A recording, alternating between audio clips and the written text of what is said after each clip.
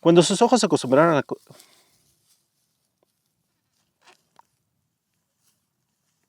Bienvenidos nuevamente a su canal La Revolución de los Libros. Hoy estamos leyendo el capítulo 18 del libro Cinco Esquinas del escritor peruano famoso y ganador del premio Nobel Mario Vargas Llosa.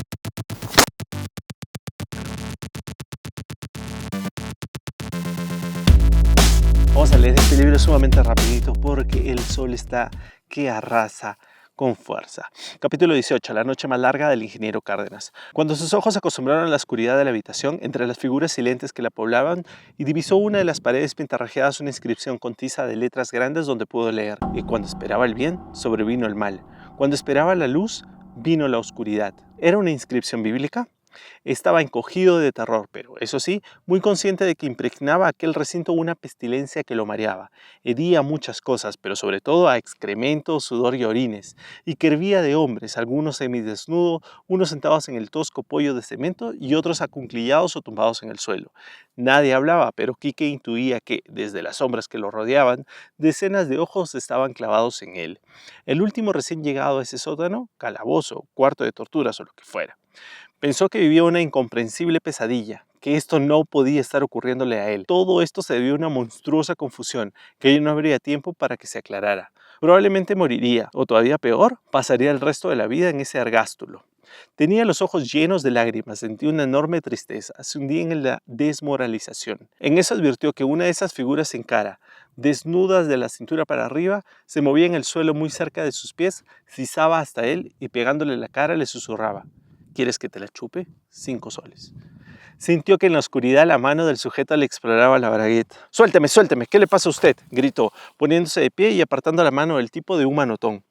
Hubo una súbita agitación a su alrededor, cuerpos que se movían y volvían a calmarse casi al instante. Peor para ti, blanquiñoso, dijo a su costado una voz empañada por un aliento espeso. Si no te gusta que te la chupen, te gustará chupar. Arrodíllate entre mis piernas, abre bien la boca y empieza a chupármela. La tengo muertita, pero se pondrá dura en un 2x3 si me la chupas con cariño. Él, tropezando entre los cuerpos tendidos en el suelo, avanzó hacia donde estaba la puerta. La golpeó con los puños, desesperado, gritando: ¡guardia! ¡Guardia! Escuchó unas risitas burlonas a su espalda. Nadie se había movido y ningún guardia vino a socorrerlo. En eso sintió junto al suyo, muy pegado a él, un cuerpo grande y fuerte que con seguridad lo cogió de la cintura y le susurró al oído: no te asustes, Blanquito, yo te cuido. Sentía el aliento espeso del sujeto quemándole la cara. No tengo plata, murmuró. Me quitaron la cartera en la prevención. Curiosamente, ese sujeto que lo tenía cogido de la cintura le daba cierta seguridad y atenuaba el miedo que lo agobiaba. No importa, me pagarás después.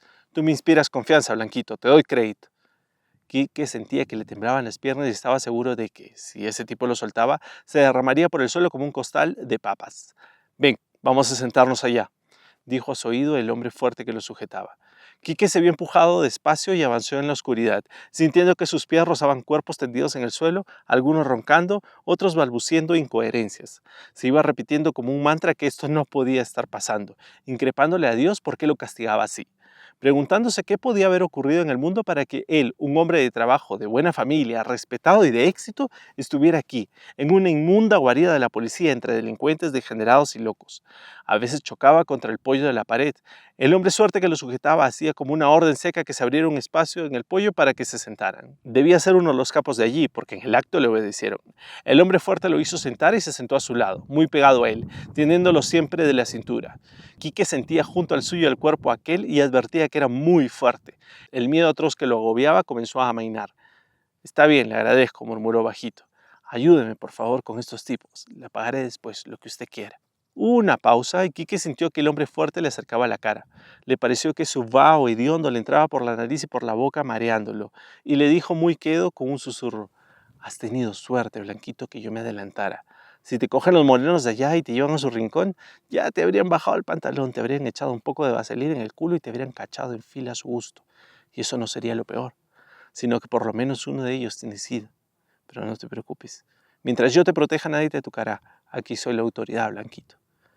Con un salto en el corazón, Quique notó que una de las manos del tipo fuerte se había apartado de su cintura, pero no era para darle mayor comodidad, sino para cogerle la mano derecha y arrastrársela hasta su bragueta.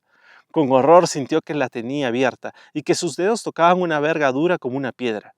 Hizo un movimiento para apartarse, pero el hombre fuerte lo retuvo, con brutalidad, aplastándolo, ayudando con su propio peso contra la pared. Ahora el tono de su voz había cambiado, era amenazador. Córremela, Blanquito. No quiero hacerte daño, pero si me desobedeces lo haré.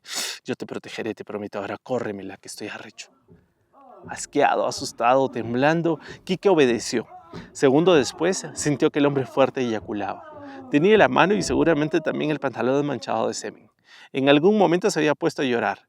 Las lágrimas le corrían por las mejillas, sintió una horrible vergüenza y asco de sí mismo. Perdón por ser tan cobarde, pensaba, y ni siquiera sabía a quién estaba pidiendo que lo perdonara, porque ya no creía en Dios y en nada, tal vez solo en el diablo. Todo era preferible a esto que estaba pasando, incluso que lo matara, incluso matarse. Cerró los ojos e intentó dormir, pero estaba demasiado tenso y asustado para abandonarse al sueño. Trató de serenarse. Había una confusión, un malentendido. Él, Enrique Cárdenas, no podía ser vejado como esta inmunda fauna de ladronzuelos, cafiches, vagos, maricones que atestaban ese local pestilente de degenerados y monstruos. Él era demasiado conocido e importante para ser maltratado así. Marisa ya había llamado a Luciano y entre ambos habrían alertado a todos los amigos influyentes y no solo en el Perú, sus socios mineros, las instituciones a las que pertenecía, habrían despertado a ministros, diputados, a jueces, al doctor, al presidente Fujimori presentando recursos de amparo. Habría una gran movilización de gentes en la noche y en el día, interesándose por su caso, haciendo gestiones. Vendrían a sacarlo de aquí, a pedirle disculpas.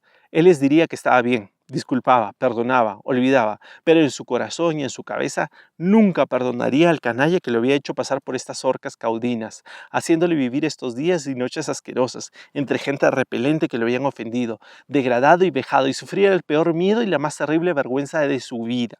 Sentía pegajosa la mano en que se había vaciado el hijo de puta que tenía al lado. Parecía haberse dormido. Y él no se atrevía a sacar su pañuelo para limpiarse ese semen seco por miedo a que el tipo se despertara y le exigiera otra cosa todavía peor que masturbarlo. Sentía unos irreprimibles deseos de venganza, de hacer pagar a Fujimori y el doctor esa noche de horror, porque eran ellos, claro que sí, ellos mismos lo que le habían hecho encarcelar. Y en eso divisó en la única ventana de la habitación una rayita de luz. ¿Amanecía? Entre los barrotes, aquel gris blancuzco lo animó, disminuyó la desesperación, le picaba la cabeza y pensó que le había llenado de piojos esta pocilga. Al salir tendría que raparse y frotarse el cráneo pelado con alcohol. Había oído que así despejaban el cuartel a los reclutas. ¿Era posible que le estuviera ocurriendo esto? Sintió que todos los músculos se le ablandaban. No me estoy quedando dormido, pensó antes de perder la conciencia. Me estoy desmayando. Dormido o desmayado, tuvo pesadillas que luego no conseguiría recordar con precisión. Solo que alrededor era noche cerrada, un mundo de tinieblas. Sus pies hundían en un barro gelatinoso, bichos invisibles le mordisqueaban los tobillos, como durante aquella exclusión en la Amazonía, cuando era estudiante, en que los jejenes, atravesando el cuero de las botas, le habían llenado los tobillos de llagas. Sentía olor a semen y le venían arcadas, pero no conseguía vomitar. Cuando abrió los ojos entraba la luz por la enrejada ventana de la larga habitación y le pareció estar viendo una película impresionista, porque la veintena de hombres, viejos y jóvenes que atestaban el lugar eran como de caricaturas humanas. Peludos, llenos de cicatrices, de tatuajes, algunos semicalatos y descalzos, otros con sayonaras, tumbados en el suelo, encogidos en el pollo de cemento, durmiendo con la boca abierta, tuertos, desdentados, indiecitos que miraban asustados en tonos, ambos fornidos, pero sin zapatos y con overoles desgarrados. El hombre fuerte que se había masturbado sobre él ya no estaba a su lado. ¿Cuál de esos pobres diablos sería? Advirtió que nadie parecía mirarlo ni prestarle atención. Le dolían los huesos por la incómoda postura. Tenía una sed terrible y su lengua era una lija que le raspaba las encías. Pensó que con una taza de té o café se sentiría mucho mejor, o si pudiera tomar un baño. ¿Qué pasaría ahora con él? No solo le habían quitado la cartera y el reloj en la prevención, también su anillo de casado. ¿Qué hora podría ser? ¿Cuántas horas llevaba en esa posilga? ¿Cuánto más seguirá aquí? Pensó que no pasaría otra noche en ese antro expuesto a las aberraciones de esos degenerados. Por lo menos, los 2 primeros días, mientras lo interrogaban, lo habían tenido en un cuartito para él solo, con una silla. Se golpearía la cabeza contra la pared hasta abrírsela y desangrarse. Pondría fin a esto aunque fuera suicidándose. Y en eso sintió que lo despertaban remeciéndole el brazo. Se había quedado dormido o desmayado de nuevo. Vio la cara de un viejo con una barba intrincada que parecía estar chachando coca. Oyó que le decía, en un español muy masticado, «Le están llamando, don». Le señalaba a la puerta. Le costó mucho trabajo ponerse de pie y todavía más echarse a andar, esquivando los cuerpos de los tipos tirados en el suelo que obstruían el camino. La puerta estaba cerrada, pero apenas los golpeó con los nudillos se abrió con un ruido metálico. Vio la cara de un guardia armado con una metralleta y un casco. «¿El ingeniero Cárdenas?», preguntó el guardia. «Sí, soy yo». «Sígame con todo», dijo el guardia, quiere decir con todo?, preguntó. Su equipaje. Mi equipaje es lo que llevo puesto. Está bien. Le costó mucho esfuerzo subir las escaleras que no recordaba haber bajado la noche anterior, cuando lo metieron en el calabozo. Tuvo que detenerse varias veces y subir las 10 o 15 gradas apoyándose en la pared. Al final de la escalera había otra puerta y luego un pasillo donde vio varios guardias fumando y conversando. Sentía una fatiga tan grande que no podía levantar los pies, los arrastraba. Su corazón latía muy fuerte y sentía mareado. Tengo que resistir, no me puedo desmayar otra vez. Por fin se abrió una puerta y ahí entraba la luz fuerte de un día soleado. Divisó a través de la niebla que tenía en los ojos la silueta de Marisa, tan bella, de Luciano, tan elegante como siempre, e intentó sonreírles, pero las piernas le flaquearon y su cabeza se ennegreció. Se ha desmayado, oyó decir. ¡Llamen al enfermero! ¡Rápido! Muchas gracias por haber escuchado, haber visto este capítulo, ya sea que lo escuchaste en Spotify o lo viste en YouTube. Por favor, deja tu comentario si te gustó o no te gustó, si tienes alguna queja, si de repente quieres dar un like, porque realmente el esfuerzo que requiere llegar hasta la cumbre del Hilaló, grabar con este sol tan potente, pues traer la batería y traer algunas cosas, es un poco de esfuerzo que creo que valdrían la pena con tu like. Así que muchas gracias por haber visto este video. Yo creo que nos vemos en el siguiente capítulo, pero ya será en una posición más cómoda porque el sol es excesivo a esta hora del día. Yo creo que me despido. Nos vemos hasta la próxima. Cuídense mucho. Chao.